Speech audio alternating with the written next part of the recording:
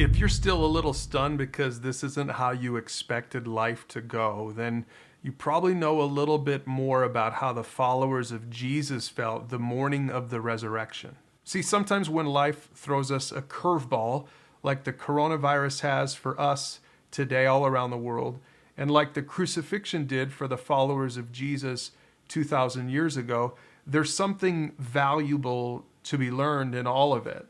I want to invite you to take a look at the Easter story from John chapter 20 with me, and I want you to look at it with fresh coronavirus eyes.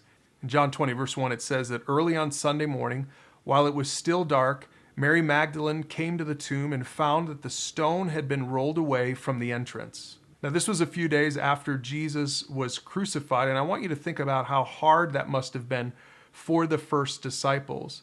After all, they had seen Jesus, they listened to his teachings, and they observed his miracles, and they really thought that this was the Messiah, the Savior of the world. As Jews, the disciples were waiting for this kind of political figure. That's how they envisioned he would be.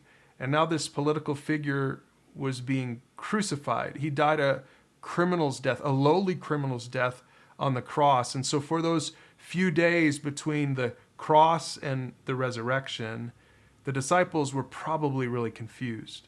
But what surprises us doesn't surprise God. He uses all things for his good plan. Starting in verse 6, it says that Simon Peter, one of Jesus' disciples, arrived at the tomb and he went inside. And he also noticed the linen wrappings lying there, while the cloth that had covered Jesus' head was folded up and was lying apart from the other wrappings. I imagine that this was a real turning point in Simon Peter's faith. See, just days earlier, he was at his lowest point. His leader had died and was gone. In fact, he denied his leader right before Jesus himself died. So Simon was really feeling it at this moment.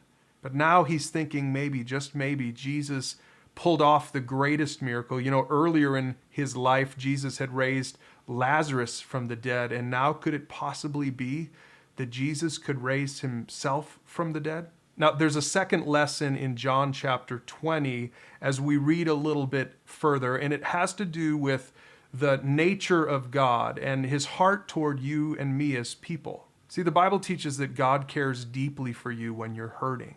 Jesus showed compassion to people when they were fearful and when they were sad. And we see it right here in verse 15. Speaking to Mary, Jesus said, "Dear woman, why are you crying? Who are you looking for?" She thought Jesus was the gardener. She said, "Sir, if you have taken him away, tell me where you have put him, and I will go and get him." That passage shows us something that the rest of the Bible shows us as well, and it's that Jesus cares about people. I don't know what your picture of Jesus or God or religion is, but maybe you've got the wrong picture. I invite you to read this Easter story once again and see the heart of Jesus for people. But there's one more lesson, and this might be the most important one on Easter. And it's that God offers new life to anyone who wants it. The resurrection is meant to bring you to trust in Jesus. Most of our Easter traditions are going to be blown up this year thanks to the coronavirus. But maybe this will allow us to really focus on the meaning of Easter, the real purpose behind Easter. It's not about bunnies and even families. It's actually not even just about the Easter story from the Bible that we're looking at. It's more personal than that. It's about your response to the story of Easter. It's about your response to the truth, to the fact of the resurrection.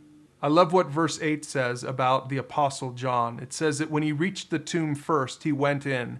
It says he saw and he believed. This Easter, I want to invite you to look again at Jesus. Look at the story in John chapter 20. Look at the evidence, the preponderance of proof. Jesus is alive and he's well. And this coronavirus thing did not take him by surprise. In fact, maybe, just maybe, this whole thing will lead you to do what John did, to look and to believe.